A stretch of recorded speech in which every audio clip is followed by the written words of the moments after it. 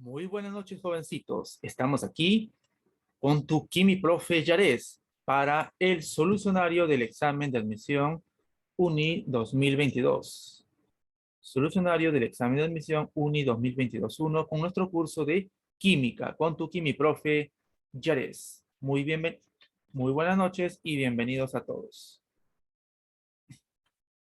A ver, vamos a revisar las preguntas del último examen de admisión tomado en la UNI el día sábado y las preguntas del examen que se tomó en la mañana. A ver, veamos lo siguiente. A ver, la pregunta número 14. Bueno, puede variar de acuerdo a que hayan tocado un diferente tipo de tema, pero las preguntas son las mismas. Solamente lo único que varía es el orden en el cual vamos a tenerlas ahí presentes para poder trabajarlas. Muy bien. A ver, veamos. Primera pregunta, dice, ¿se considera compuestos aromáticos aquellos que generalmente derivan del benceno? Indique el nombre del siguiente compuesto orgánico. Muy bien, veamos nuestra resolución. El tema es de los compuestos aromáticos. Entonces, ¿cómo lo resolvemos? Veamos. Entonces, nos dan la estructura y lo que tenemos que trabajar para estos compuestos, ese es un derivado disustituido, dado que tenemos dos sustituyentes presentes. Entonces, ahí verificamos los sustituyentes. Mira acá. Acá tenemos dos átomos de carbono. Entonces, esto corresponde a un grupo etil. Acá tenemos un solo carbono. Entonces, corresponde a un sustituyente llamado metil. Están unidos a estos carbonos. Este de aquí y a este de aquí. Cuando tenemos derivados disustituidos, la idea es buscar, en este caso, las posiciones más bajas para los sustituyentes. Pero si comenzáramos, por ejemplo, aquí del carbono 1, acá estaría en el carbono 2 y el carbono 3. Sería posición 1, 3. Ahora, por otro lado, podemos comenzar a partir del etil. Acá sería carbono 1, 2 y 3. Dado que las posiciones son las mismas, entonces, ¿qué es lo que tenemos que tomar en cuenta? A ver acá. Tomamos en cuenta el orden alfabético. Ese factor vamos a tomar en cuenta acá. Dado que las posiciones son las mismas, tanto para la ubicación del metil y etil, en ambos casos que hemos mencionado. Entonces, el orden alfabético es que le vamos a priorizar. Entonces, para ello, tomando en cuenta el orden alfabético, sería la posición 1, donde está el carbono, está unido ahí el etil, 2 y en 3 está unido el metil. Entonces, de acuerdo al orden alfabético, colocaríamos el nombre correspondiente. A ver, colocaríamos así. 1, etil, colocamos luego, posición siguiente, sería 3 metil, y luego lo unimos al nombre de la cadena carbonada principal, en este caso, el benceno, que es la cadena base. Entonces sería 1 etil, 3 metil, benceno. Muy bien. Entonces, verificamos la alternativa para esta pregunta, que es la pregunta número 1, y tendríamos ahí nuestra clave. A ver, verificamos adecuadamente. Veamos, clave E. Clave E. Aquí está. 1-etil, 3-metil-benceno. Muy bien, entonces tenemos ahí la resolución de la pregunta número 14 del examen de admisión UNI tomado en la mañana del día sábado, curso de química. A ver, pregunta número 15. Nos dan configuración electrónica del uranio. Entonces, para este ejercicio trabajamos la resolución en base al capítulo de configuración electrónica. Muy bien. Tenemos ahí la configuración que nos dan como dato. Inclusive nos dicen el gas noble. Está tomando en cuenta acá la configuración utilizando la notación kernel de los gases nobles. Entonces, verifiquemos lo siguiente. ¿Cómo podríamos trabajar para esta parte de acá? A ver. Muy bien. Entonces, decimos, respecto a las afirmaciones.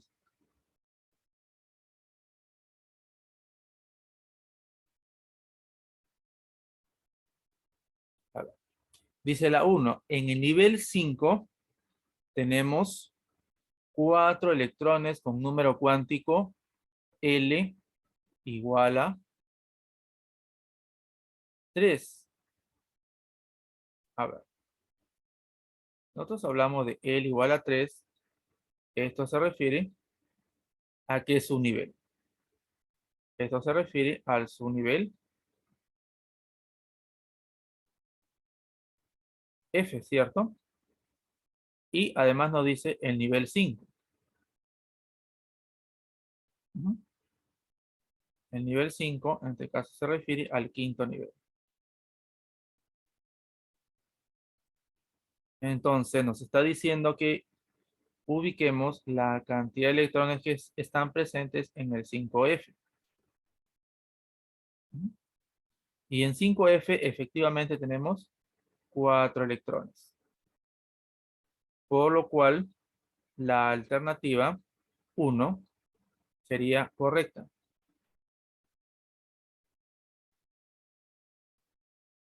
La alternativa 1 sería correcta. Muy bien, vamos a la alternativa 2. Nos dice, los 4 electrones de su nivel F tienen diferentes números cuánticos. Entonces, recordamos algo también. Es su nivel F. ¿Presenta cuántos orbitales? Presenta 7 orbitales, ¿cierto? Presenta 7 orbitales. Entonces colocamos aquí nuestro subnivel 5F y nuestros orbitales 1, 2, 3, 4, 5, 6, 7. Ahora, ¿pero cuántos electrones hay presentes? Hay presentes 4. Entonces, de acuerdo a la regla de Hund, puedo colocar aquí primero con un mismo sentido del spin. 1, 2, 3, 4. Muy bien. Entonces, estos tienen el mismo spin. Estos 4 de acá, estos 4 electrones tienen el mismo spin. Para estos 4 electrones, el valor es más un medio. Ese sería, en este caso, el desarrollo convencional.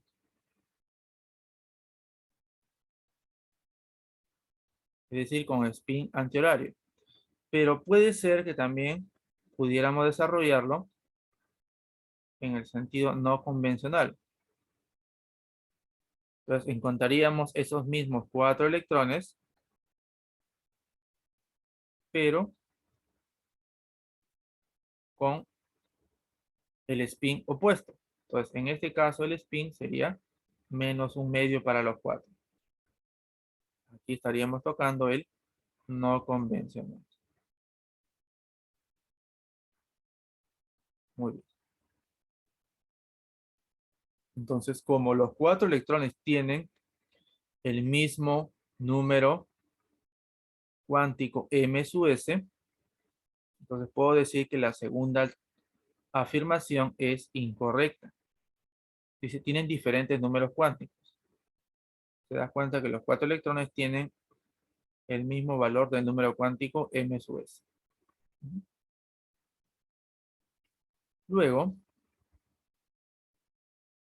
en la parte número 3, hace la indicación, dice, el uranio no contiene electrones en el nivel N6. Dado que en la configuración tenemos el gas noble radón, entonces yo puedo decir que en ese gas noble radón está incluido el nivel 6. Ahí está incluido el nivel 6, en este gas noble radón. Claro, pero ahí en la configuración final, profesor, no se muestra. Claro, no se muestra, pero tú conoces, de acuerdo a la regla del serrucho, que antes de 7s2 tenemos, por ejemplo, el 6p con 6, ¿cierto? Entonces, ahí está incluido electrones en el nivel 6. Por lo tanto, dice, si dice no contiene electrones, sería incorrecta.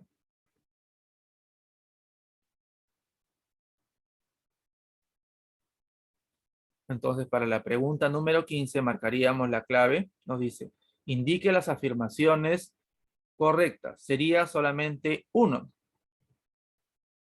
Entonces, acá vemos la alternativa, la cual solamente es 1. Sería clave la D. Clave la D de destreza. Tenemos acá para marcar clave la D. D de destreza. Y a la respuesta a la pregunta número 15. Ahí especificamos claramente cada uno de los puntos. A ver. Pregunta número 16. Dice, ¿cuál o cuáles de los siguientes esquemas del ion nitrito representa la estructura Lewis correcta? Aquí vamos a manejar el concepto del enlace químico, en particular del enlace covalente. Muy bien. A ver, trabajemos el siguiente ejemplo. Nos hablan del ion nitrito.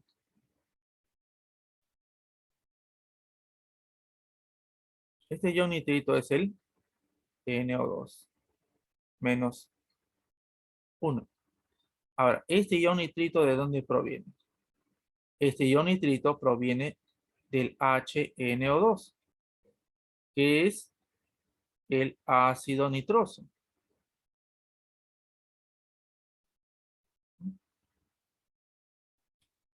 Recordamos que ese ácido, cuando está en agua, libera su protón, su ion hidrógeno. Entonces, de ahí es donde proviene. Entonces, para hacerlo de manera sencilla, vamos a trabajar la representación a partir del ácido de donde proviene. Entonces, armamos la estructura Lewis, colocamos ahí el átomo central, en ese nitroso, el nitrógeno. Tendríamos aquí el oxígeno, acá otro oxígeno, y en los ácidos, si hay presencia de oxígenos, el hidrógeno va unido a él, un ácido oxácido. El hidrógeno forma enlaces simples, que tenemos un electrón de valencia, y el oxígeno tiene 6. Entonces, como el oxígeno tiene 6, necesita 2 pares enlazantes. Entonces acá se une otro enlace simple con él. Y como emplea 2 electrones, le sobran 4. ¿Sí? Tendría 4 electrones libres. El nitrógeno tiene 5 electrones de valencia, 1, 2, 3, y acá 4 y 5. Este oxígeno que está en el extremo tiene 6 electrones de valencia. Y si tiene 6 electrones de valencia, busca formar 2 pares enlazantes. Entonces, justamente acá con el nitrógeno se van a unir formando un enlace doble. Entonces, de esta manera tendríamos la estructura del ácido nitroso. Ahora, este ácido nitroso, cuando se ioniza, va a perder su hidrógeno. Entonces, todo esto será cargado negativamente. ¿Cómo lo podemos representar la estructura Lewis? De esta manera. Lo queda cargado así, negativamente. ¿Cómo lo podemos representar? A ver, tendríamos lo siguiente. Para adecuarnos, tendríamos así. Y acá. Aquí. Muy bien. El electrón del enlace y el que del hidrógeno que quedó cuando se perdió. Esto con carga -1. No te olvides que acá es un enlace doble. Ahora, esto lo podemos ver en su espejo y eso se llama las estructuras resonantes, dado que puede existir la movilidad de los electrones pi en la molécula. Entonces, de esa manera, aplicamos el concepto de la resonancia. Y podríamos tener esta otra. El enlace doble ahora para este extremo y el enlace simple para el otro extremo.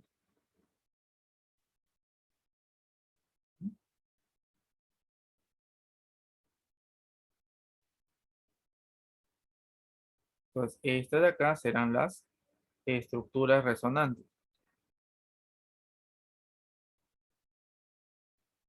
Y tiene el ion nitrito.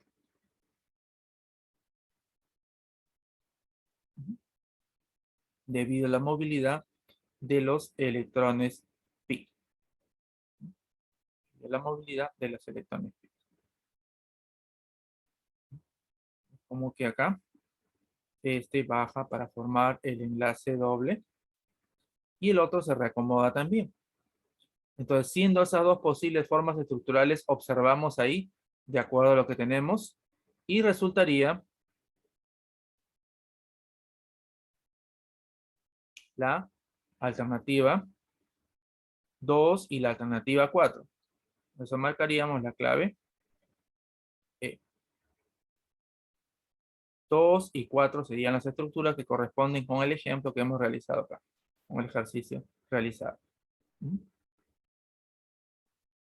Muy bien, mis estimados jovencitos. Entonces ahí tenemos la respuesta para la pregunta 16, clave E.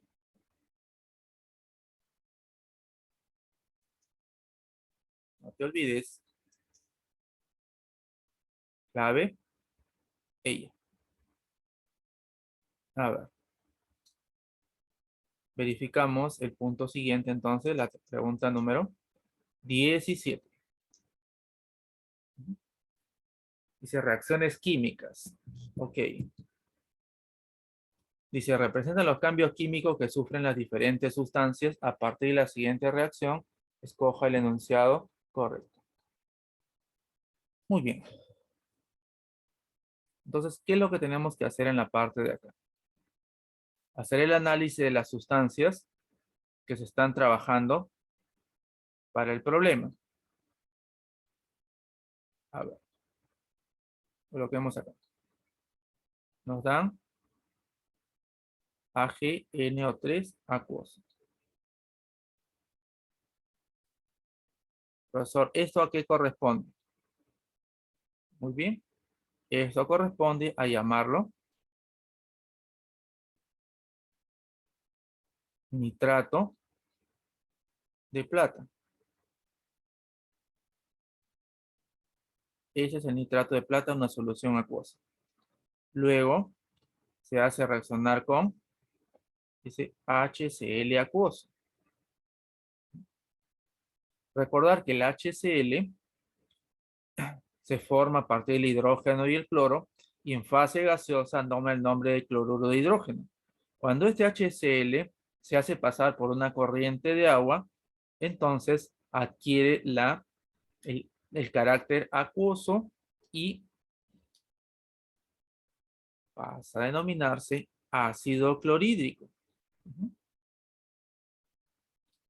Tiene carácter ácido debido a que libera el protón en medio acuoso. Entonces ahí colocamos el nombre correcto. Sería así simplemente ácido clorhídrico. Ácido clorhídrico. ¿Sí? Ácido clorhídrico. Muy bien. A ver, colocamos aquí a continuación cuáles son los productos. Tenemos AgCl sólido. AgCl sólido. ¿A qué se refiere esto? Muy bien, esa es una sal y su nombre es cloruro de plata o cloruro argéntico. Ahora, la condición de sólido me quiere decir que cuando está realizando una reacción en medio acuoso y se genera un sólido, ese sólido constituye un precipitado. Entonces, en la mezcla acuosa resultante, este cloruro de plata se va a depositar en el fondo como un sólido, constituye un precipitado. Luego, el otro producto es HNO3 acuoso, que es bastante conocido por nosotros bajo el nombre de, a ver, este de aquí sería el nombre, el ácido nítrico. Ácido nítrico. Listo. Entonces, con ello ya tendríamos para colocar nuestra respuesta. A ver, sería nitrato de plata reacciona con ácido clorhídrico, forma un precipitado de cloruro de plata y ácido nítrico. A ver, revisamos, no nos vayamos a confundir, no es clorato ni cloruro,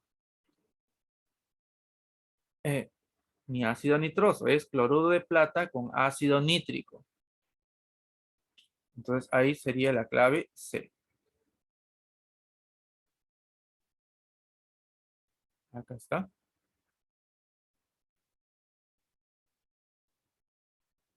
Forma un precipitado de cloruro de plata y de ácido nítrico.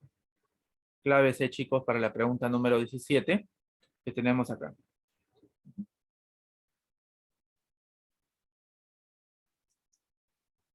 A ver, pregunta número 18. Dice, en la tabla periódica se puede observar diferentes agrupaciones de los elementos. Una corresponde a metales, no metales y metaloides y otras en familias o grupos. Nos dan algunos grupos para identificarlo. Entonces, nuestro tema es tabla periódica. A ver, veamos cómo trabajamos la solución de este problema. Muy bien. No te olvides que podemos trabajar con cualquiera de los bloques de acuerdo a las alternativas. A ver, en la A dice el conjunto 2. Entonces nos fijamos en el conjunto 2. A ver, ¿quiénes tenemos? Tenemos estaño, tenemos plomo y tenemos germanio. Muy bien. A ver, al respecto, bastante conocido, recordarás, estos de aquí pertenecen al grupo 4A de la tabla periódica. O sea, son elementos carbonoides. Pero para poder tener un alcance también es de precisar que tanto el estaño como el plomo son metales. Pero el elemento que está acá, el germanio, es un metaloide. Entonces, ¿qué me dice la A? El conjunto 2 tiene algunos metales cuya configuración termina en P2. Entonces, recordemos, si es el grupo 4A, su configuración sería S2, P con 2. Entonces, efectivamente termina en P2. Entonces, y dice algunos metales, tiene algunos metales. Justamente dos de los elementos de ese conjunto son metales. Entonces, sería correcto acá marcar la alternativa A directamente. Pero podemos también tener en cuenta que la B sería incorrecto dado que hay un solo metaloide. ¿Sí? No sería correcto acá. Ahora, dice con respecto al conjunto 3, tiene únicamente metales alcalinos. A ver, si hacemos el análisis para el conjunto 3, tendríamos sodio, tenemos potasio y tenemos talio. A ver, en la parte de ahí diríamos lo siguiente. Tanto el sodio como el potasio sí efectivamente son metales alcalinos, pero los tres no lo son. ¿Por qué? Porque ese elemento talio, a ver, recuérdame joven, ese elemento talio, ¿a qué grupo pertenece? Ese elemento talio es un elemento boroide. ¿Sí? Entonces, por lo tanto, no tiene únicamente metales alcalinos, sería incorrecto. Dice el conjunto 1 tiene 2 metales de transición. A ver. Tenemos plata, tenemos calcio y tenemos aluminio. Entonces, para ahí tendríamos plata. Plata sí es un metal de transición. Pero no así el calcio y no así el aluminio. El calcio es un metal del grupo 2A y el aluminio es un metal del grupo 3A. Por lo tanto, en el grupo 1 solamente habría un solo metal de transición, que sería la plata. Ahora, decir que todos los conjuntos tienen metales alcalinos es incorrecto, porque el grupo 1 no tiene metales alcalinos. Tiene metal del grupo 2A y otro del grupo 3A. Entonces, es correcto ahí marcar la clave correspondiente. Sería la clave A de alumno astuto. ¿Ok? Clave A de alumno astuto. ¿Recuerdas? Claro, tienes que recordar ahí básicamente los elementos del grupo A, los representativos. ¿Recuerdas? Alcalinos, litio, sodio, potasio, rubidio, cesio, francio radioactivo. Grupo 2, A, tenemos berilio, magnesio, calcio, estroncio, bario, radio. 3A, tenemos boro, aluminio, galio, indio, talio. Grupo 4, carbono, silicio, germanio, estaño, plomo. Entonces, sobre esa base estamos trabajando y conocer la configuración terminal para el grupo 4 nos ayudó fácilmente a encontrar la alternativa correcta, que es la A, en la pregunta número 18. A ver, continuamos, chicos. Vamos avanzando. 19. Dice, la determinación de la concentración del peróxido de hidrógeno en agua oxigenada puede llevarse a cabo mediante la titulación denominada permanganometría, de acuerdo con la siguiente reacción química. Entonces, vamos a trabajar las proposiciones para verificar cuáles son las correctas. A ver, veamos. Lo primero nos dice, el peróxido de hidrógeno actúa como agente oxidante. Entonces, para eso yo tendría que saber los estados de oxidación y verificar si en este caso está efectuando una reducción, una oxidación de determinado elemento. Entonces, vamos a trabajar con los estados de oxidación. La ecuación está balanceada, entonces no hay problemas al respecto. A ver, escribimos la ecuación. El manganato, 5 moles de peróxido de hidrógeno, 3 moles de ácido sulfúrico,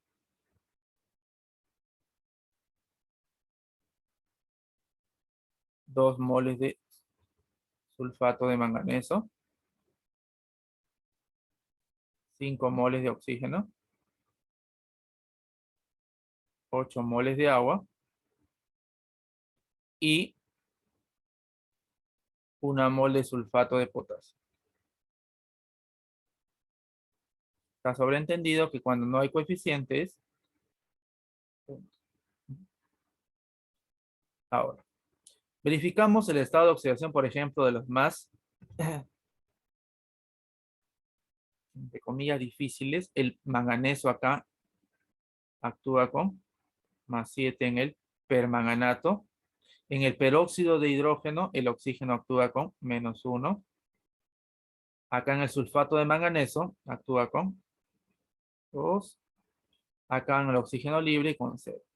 Pero en los demás, ten en cuenta que aquí hay elementos que no van a variar su estado de oxidación. Por ejemplo, potasio +1, oxígeno -2, hidrógeno +1. Acá +1, -2. Acá el azufre es +6. Igualmente, acá es +6, acá es -2. Acá es +1, acá es -2. Acá es +1, +6 y -2. Entonces, toma en cuenta quiénes van a variar el estado de oxidación. A ver, analizamos. El manganeso pasa de una carga más 7 a una carga más 2. Entonces me doy cuenta que va de una carga mayor a una carga menor. ¿Cómo le llamamos al proceso? Le llamamos una reducción. Y en esta se gana electrones. Colocamos acá 5 electrones. Sería una reducción. Pero donde hay una reducción también hay una oxidación. Entonces tengo que verificar dónde está el elemento que está incrementando su estado de oxidación. Entonces acá el oxígeno, carga -1 pasa, oxígeno carga 0. Como es una oxidación, se pierde electrones. Desde -2 a 0 pierdes 2 electrones. De acuerdo a eso, entonces verificamos lo siguiente. El manganeso, ¿cómo? Está pasando de +7 a +2, se reduce, constituiría el agente oxidante. ¿Sí? Entonces, ¿dónde está presente el manganeso +7? En el permanganato. Este permanganato constituye el agente oxidante.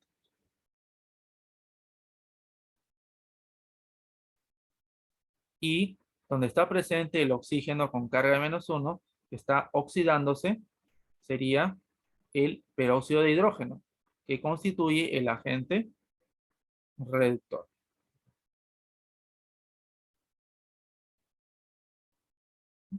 Entonces nos damos cuenta que la alternativa 1 es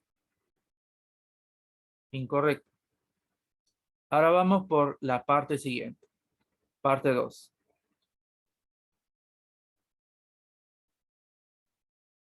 Nos dice, considere una muestra de 25 mililitros de agua oxigenada, consume 15 mililitros de permanganato y dicha muestra contiene 3,25 por 10 a la -4 moles de, en este caso, peróxido de hidrógeno. Muy bien. A ver. En primer lugar, nos dan los datos acerca del permanganato. A ver, tenemos una cantidad de 15 mililitros y su molaridad sería en este caso 0,01 molar. A ver, permanganato. Datos nos dan, aquí en el problema. Tenemos 0,01 molar y un volumen de 15 mililitros. Nosotros sabemos, ¿qué sabemos, profesor? Sabemos que el número de moles se puede trabajar a partir del producto de la molaridad por el volumen. Entonces, trabajemos ahí. Multiplicas ahí 0,01 por 15 y como el volumen está en mililitros, se va a salir en milimoles. 15 por 0,01 nos sale 0,15 milimoles. Ahora recurro a trabajar con la estequiometría. ¿Qué nos dice acá? Una muestra de 25 mililitros de agua oxigenada consume 15 mililitros de permanganato. ¿Cuántas moles de peróxido habrá?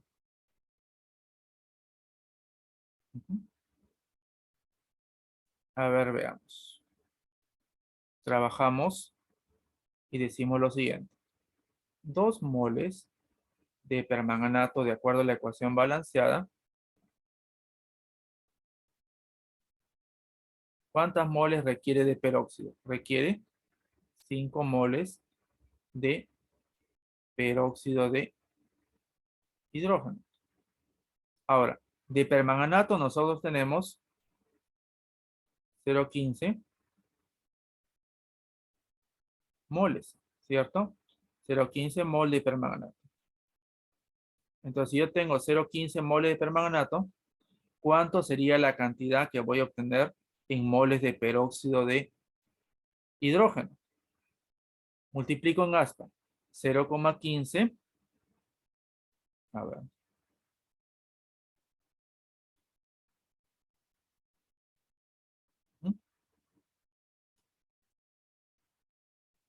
Multiplicamos. 0,15 por 5 y dividimos entre 2. No olvidar que estamos trabajando en milimoles acá. Entonces la respuesta nos quedará en milimoles. Entonces saldría 0,375 milimoles. Ahora, esto que está en milimoles lo llevamos a potencia de 10 para verificar la respuesta. Entonces, si lo llevamos a esa potencia de 10, nos va a resultar 3,75 por 10 a la menos 4 moles. Dado que la proposición para la muestra tomada nos dice que va a contener 3,25 por 10 a la menos 4, sería incorrecto porque acá estaría dándonos el valor de 3,75 por 10 a la menos 4, no 3,25. Mira acá. Entonces sería incorrecto.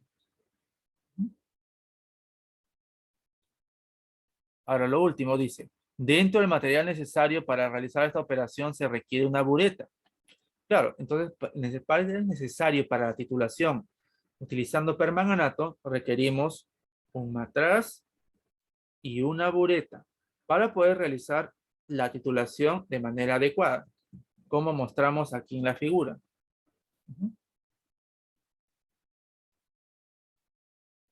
Este instrumento, esta es la bureta. Este es en el punto 3, estamos viendo el instrumental acá. Este es el matraz. Y acá se va a dejar caer gota a gota para realizar el proceso llamado la titulación. Aquí se carga la solución para poder titular en ese caso. Y conocer la concentración del peróxido de hidrógeno en el agua oxigenada. Listo, muchachos. Entonces la 3 sería correcto. Se necesita una bureta. Entonces, siendo así, las dos primeras son incorrectas, marcaríamos como la clave, solamente la tercera es correcta. Marcaríamos clave, a ver, clave C, ¿cierto? Clave C. C de campeón.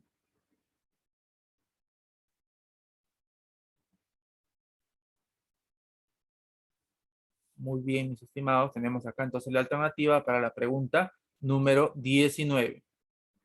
A ver, veamos la pregunta número 20.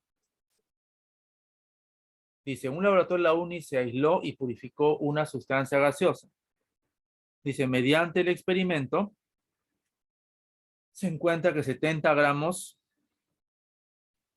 de dicha sustancia ocupan 56 litros a 360 milímetros de mercurio y 273 Kelvin. Determine la fórmula molecular de dichas sustancias y su fórmula mínima es CH2. Entonces, el tema a trabajar acá es las fórmulas químicas, fórmula empírica, fórmula molecular. Muy bien. Entonces, ¿qué es lo que debo tener presente acá? A ver, recuérdate, mira, si te dan 760, a ver acá, milímetros de mercurio, y también te dice 273 Kelvin. Cuando trabajamos gases, esos valores no se hacen alusión a unas características especiales. Claro, profesor, esas son las condiciones normales. Entonces, para ello, tenemos que tomar en cuenta eso. Entonces, colocamos acá 56 litros a condiciones normales. Muy bien. ¿Cómo desarrollamos esta idea?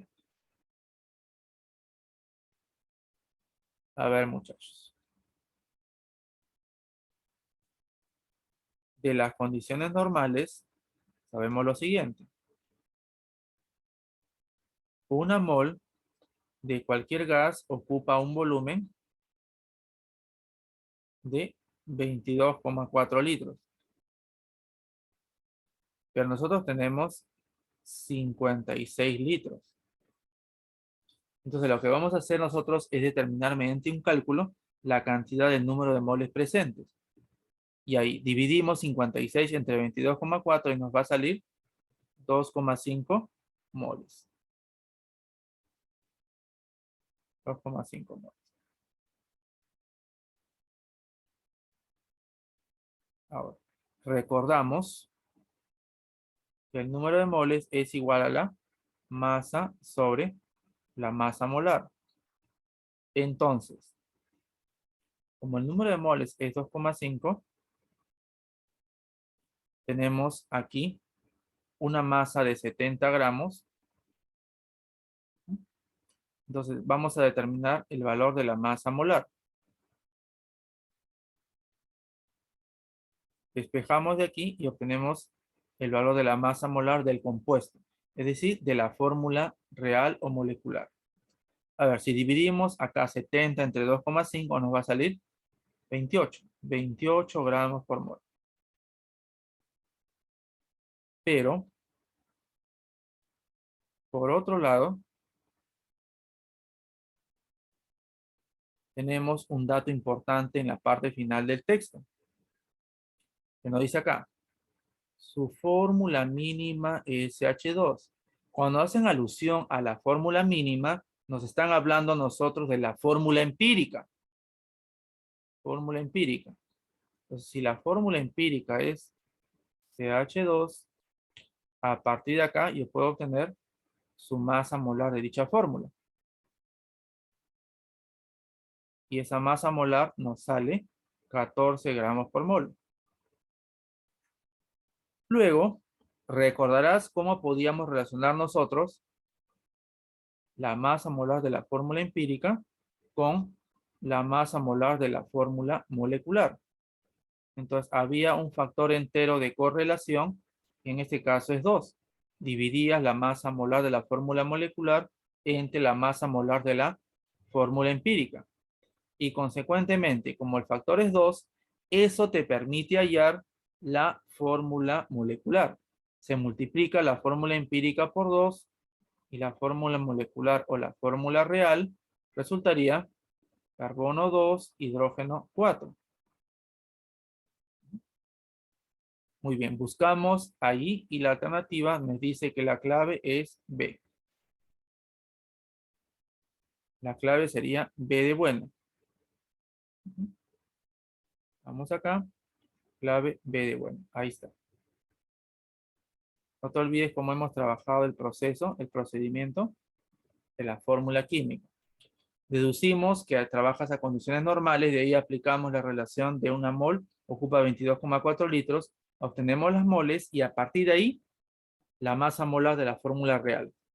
Lo relacionamos con la masa molar de la fórmula empírica, encontramos el factor de correlación K, que vale 2, multiplicamos la fórmula empírica por el factor y tenemos la fórmula real o molecular, que sería C2H4 clave B. Seguimos avanzando con tu Quimiprofe en el solucionario de examen de admisión UNI.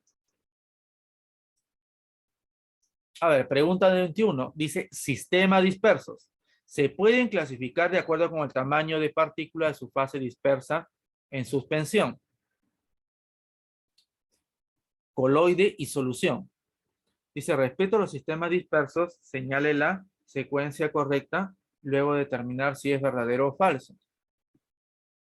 A ver, dice la alternativa 1, referente al tamaño de partícula.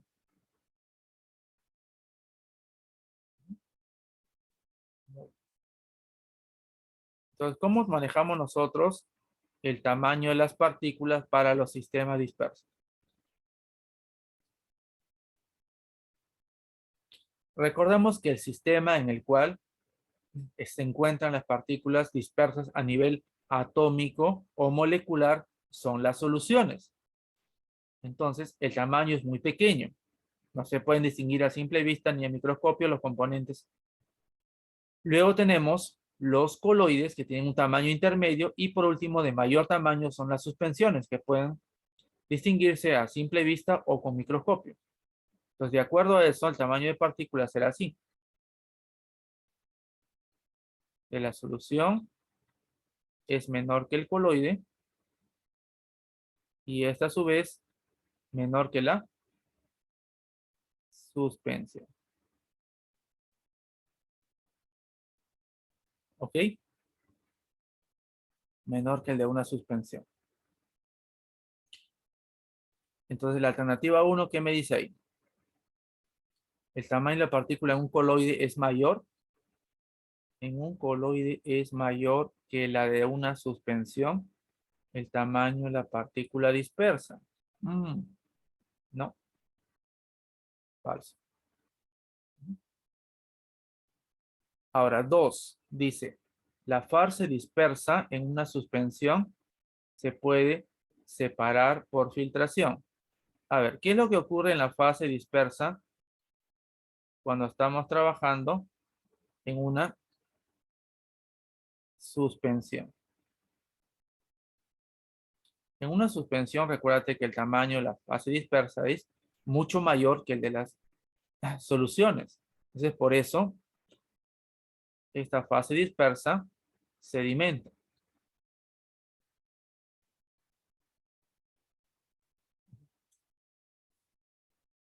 Y entonces, al sedimentarse, se puede filtrar. Se puede separar por filtración. ¿Es factible entonces realizar la filtración? Sí. Por lo tanto, la fase de dispersión de suspensión se puede separar por filtración. Sería verdadero. Sí, se puede separar por filtración. Muy bien. Vamos por la parte 2. La parte 3, perdón. A ver, ¿qué nos dice acá? Los componentes de una solución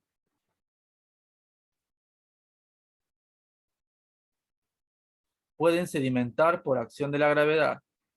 Los componentes de una solución está haciendo referencia aquí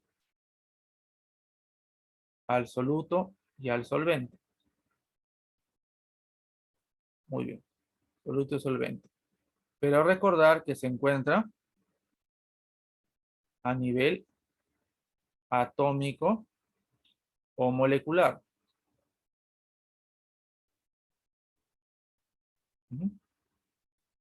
Entonces, ¿qué podemos decir de los componentes cuando se encuentran a nivel atómico o molecular? Forman una mezcla de carácter homogéneo.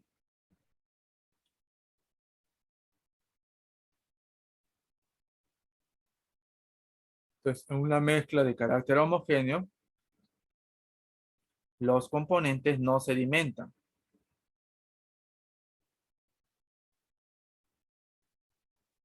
Por lo cual, no podría depositarse en el fondo por acción de la gravedad. Sería en ese caso incorrecto.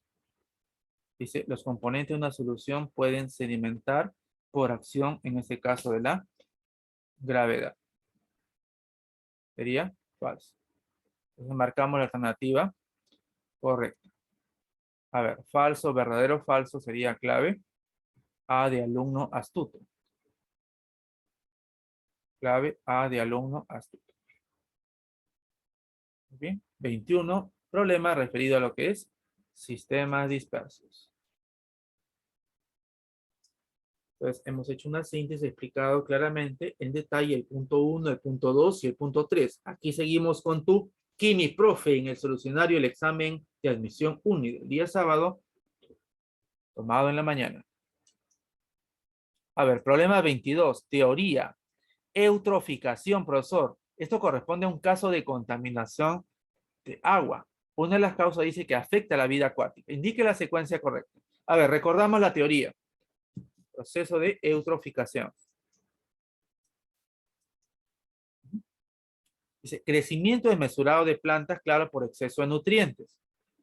Entonces, la vegetación que se encuentra ahí en un cuerpo de agua corriente, como un lago, un embalse, es alimentado en cantidad superior a lo necesario y debido a eso crece un crecimiento excesivo. Así como nosotros de repente nos alimentamos en exceso y tendemos a engordar de repente durante la pandemia, igualito. Le das muchos nutrientes, entonces crecimiento desmedido. ¿Y eso qué ocasiona? Que va quitando el oxígeno a otras especies, disminuye la demanda bioquímica de oxígeno y genera que las otras especies desaparezcan. Entonces se forma como un bosque encima prácticamente del agua. Prácticamente el cuerpo de agua de poca corriente va a desaparecer, se va a convertir en un pantano, como las lentejas de agua que aparecen en el lago Titicaca cubriéndolo, así. Y esto debido a que a la presencia de los nitratos y los fosfatos que están presentes en donde en los fertilizantes en los detergentes. Eso es lo que sucede ahí. Entonces, mira lo que te había mencionado. Crecimiento desmesurado de vegetación por exceso de nutrientes en el agua, originado por presencia de nitratos que vienen de los fertilizantes y fosfatos provenientes de detergentes, en cuerpos de agua poca corriente, como lagos y embalses. Muy bien. Siendo ahí las alternativas, marcaríamos la primera verdadero, la segunda verdadero, la tercera verdadero. Todas son correctas, todas son verdaderas, marcamos clave. Ella, ¿cierto? Clave, ahí está.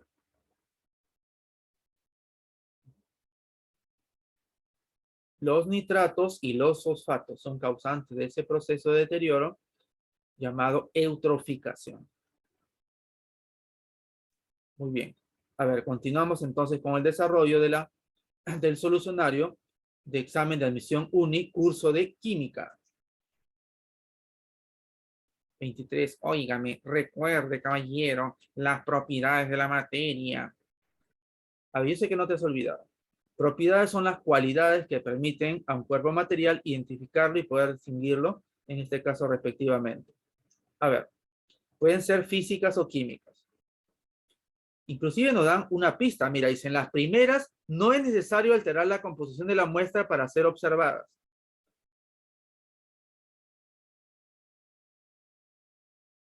Cuerpo material, a ver, mi lapicero es de color negro, pero no necesito de repente romperlo, hacerlo interactuar con el calor de repente, fundirlo, etcétera, para poder determinar que es negro. Entonces, el color, una propiedad física. Entonces, ¿se pueden hacer medidas cuando ocurre un cambio físico? Sí, pero no un cambio químico. Entonces, cuando ocurre un cambio físico, pueden evaluarse o medirse las propiedades físicas. Y eso no implica que se altere en su estructura. Esto guarda consecuencia con lo que está expresando acá. En el mismo texto te da las luces. Ahora, en la segunda sí. Entonces, por ejemplo, la inflamabilidad tiene que ver con la combustión, por ejemplo. Entonces, ahí el gas doméstico es inflamable. El alcohol también es inflamable. Entonces, se genera una reacción química. Luego dice la corrosividad. El deterioro, por ejemplo, de los metales por acción de la humedad o de un ácido que actúa sobre él. Entonces, van a formarse nuevas sustancias a partir de estos. Entonces, esas propiedades denotan el carácter químico. Luego, a ver, punto número 3, ¿qué nos dice? La propiedad relacionada con la reacción violenta del sodio en agua se denomina reactividad. A ver, el sodio es un metal alcalino del grupo 1A.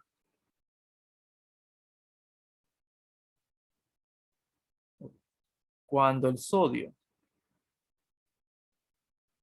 se deja caer sobre el agua pura, hay una reacción muy intensa que contribuye a la formación del hidróxido de sodio y la liberación del gas hidrógeno.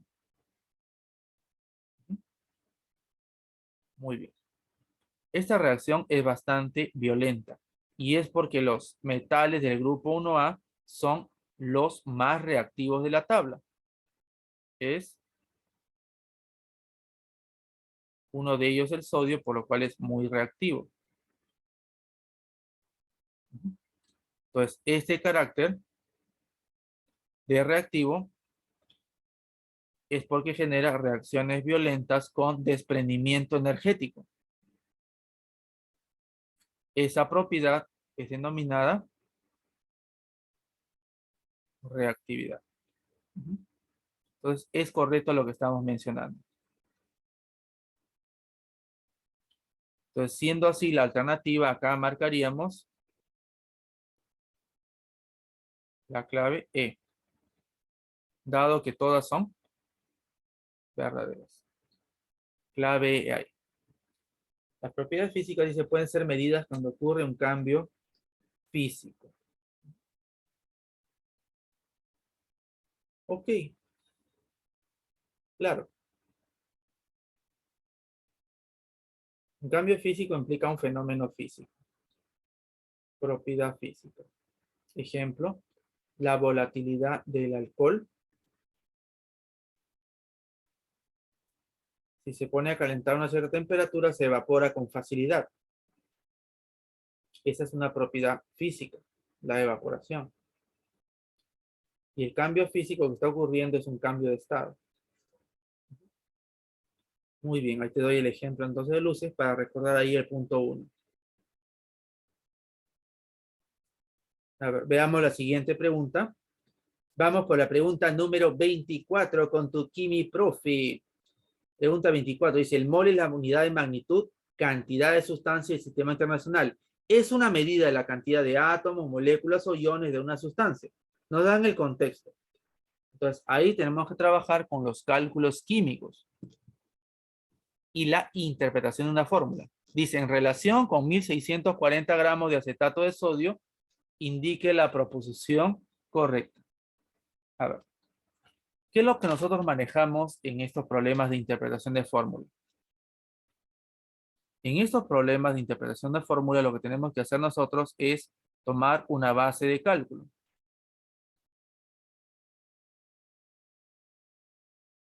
Muy bien, profesor. ¿Y cuál es la base de cálculo que tomamos nosotros? La base de cálculo es una mol de la sustancia. Una mol de acetato de sodio, cuya fórmula está ahí. Lo primero que debo tomar en cuenta es el valor de su masa. Entonces, para eso te están dando las masas atómicas. Si multiplicamos y sumamos respectivamente para el acetato de sodio, sumamos carbono 12 más 3 hidrógenos 15 más un carbono 12 27 más 2 oxígenos 59 y le sumas 23, acá te dará 82 gramos.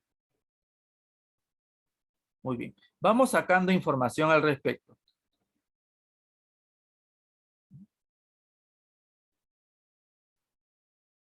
Acá tenemos un ion sodio, carga más 1 y el ion acetato.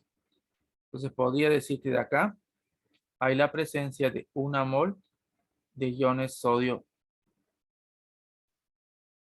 Con respecto al oxígeno, tenemos 2 moles de oxígeno. Muy bien. Con respecto al hidrógeno, 3 moles de hidrógeno. Con respecto al carbono, aquí y acá, tenemos 2 moles de carbono. Y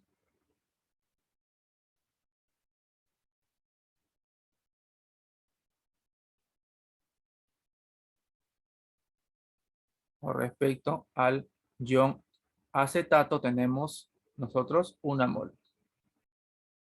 Una mol de iones acetato.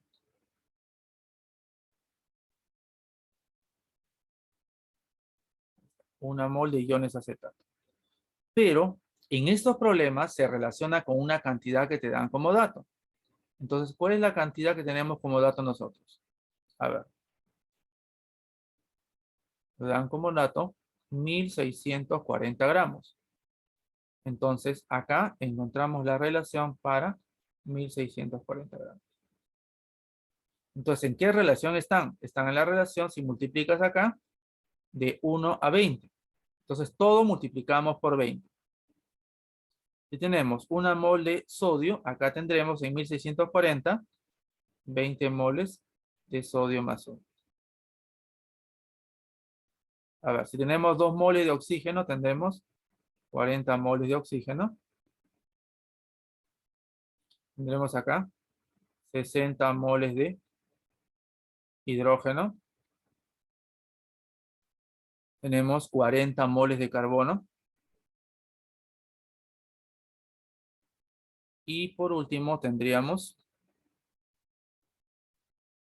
multiplicamos acá 1 por 20, tendríamos 20 moles de acetato. 20 moles de iones acetato.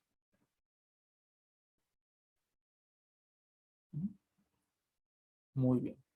Entonces aquí marcaríamos la clave correcta. A ver, verificamos y anotamos convenientemente. Acá veo la primera. Dice contiene 40 moles de oxígeno. Y justamente en la cantidad de 1640 gramos, tú encuentras 40 moles de oxígeno. Por lo tanto, esa alternativa es la respuesta. Sería clave A. Pregunta 24, clave A con tu Kimi Profe para el solucionario examen de admisión UNI 2022-1, tomado en la mañana. A ver, pregunta 25. Ya llegamos al término con tu Kimi Profe. Pregunta 25, ¿qué dice? Experimento realizado en determinación de la constante de acidez de una solución de ácido monoprótico. Entonces vamos a trabajar acá. Cuando hablan de constante de acidez, hablamos del tema de equilibrio iónico. A ver, ¿qué debo tomar en cuenta en el punto de equilibrio iónico? La ecuación que está efectuándose. A ver, dice, ¿cómo representamos nosotros un ácido, en este caso, monoprótico? A ver, nuestro ácido monoprótico es el siguiente. Vemos acá, H, A, acuoso, en agua, me va a dar como es un ácido débil, en este caso, ¿qué es lo que va a suceder? Va a desprender con aquí. Y en este caso, vamos a tener el ion hidrógeno. Listo. Esto de acuerdo a la teoría de Bronsted-Lowry. Ahora nos pide determinar la constante de acidez.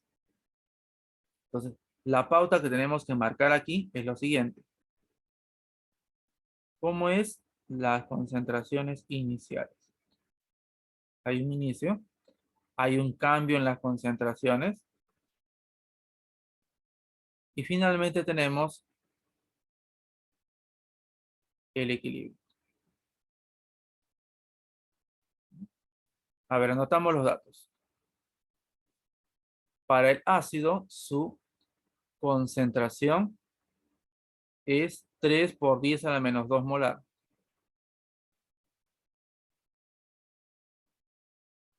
3 por 10 a la menos 2 molar. El agua no va a trabajar acá. Constante. Muy bien. Como no mencionamos, parten de cero el anión y el ion hidróneo. Por otra parte, los cambios son proporcionales a los coeficientes. El ácido va a disminuir su concentración y los iones van a incrementarse. Como todos los coeficientes son 1, si acá disminuye menos X, acá aumentará en X y acá también en X. Si te das cuenta, nos dan de dato, dice, la concentración en el equilibrio del ion hidrógeno es 5 por 10 a la menos 5 molar. Acá. Entonces, como te darás cuenta, lo que está aumentando del ion hidrógeno X será 5 por 10 a la menos 5 molar. Y como para el anión también es el mismo aumento, entonces en el equilibrio también habrá 5 por 10 a la menos 5 molar. Ahora, para el caso del ácido original, tener en cuenta que esa variación de 5 por 10 a la menos 5 es muy poco. Entonces, prácticamente la concentración del ácido permanece constante. Entonces, puedo colocar acá como 3 por 10 a la menos 2 molar, dado que esa cantidad de 5 por 10 a la menos 5 no lo afectará prácticamente. Por eso digo aproximadamente es el mismo. Ahora, podemos encontrar nosotros entonces de esta manera el valor de la concentración, perdón, el valor de la constante de ionización ácida, o sea, la constante de acidez en el equilibrio. Aquí es igual. La concentración del ion hidronio multiplicado por la concentración del anión, es decir, esto de aquí, elevado al cuadrado, con respecto a la concentración del ácido original, que es 3 por 10 a la menos 2, siendo el valor de la constante de acidez 8,3 por 10 a la menos 8. Entonces, en ese caso ya tengo el valor que me puede permitir obtener la clave. Si verifico en las alternativas, 8,3 por 10 a la menos 8 sería clave E. Vamos acá, claves E. Entonces, de esta manera hemos explicado el problema del equilibrio iónico. Estos equilibrios iónicos se dan para los ácidos y bases débiles. Este HA es el ácido débil, que se ioniza y genera el hidróneo. Nos están pidiendo determinar la constante de acidez. Entonces, para eso requerimos las concentraciones en el equilibrio. Las obtenemos y reemplazamos simplemente para hallar el valor, siendo la respuesta E. Muy bien, chicos, entonces hasta aquí estamos trabajando con tu Quimiprofe en el solucionario del examen de admisión. Ok, muchísimas gracias, muy amables. Nos vemos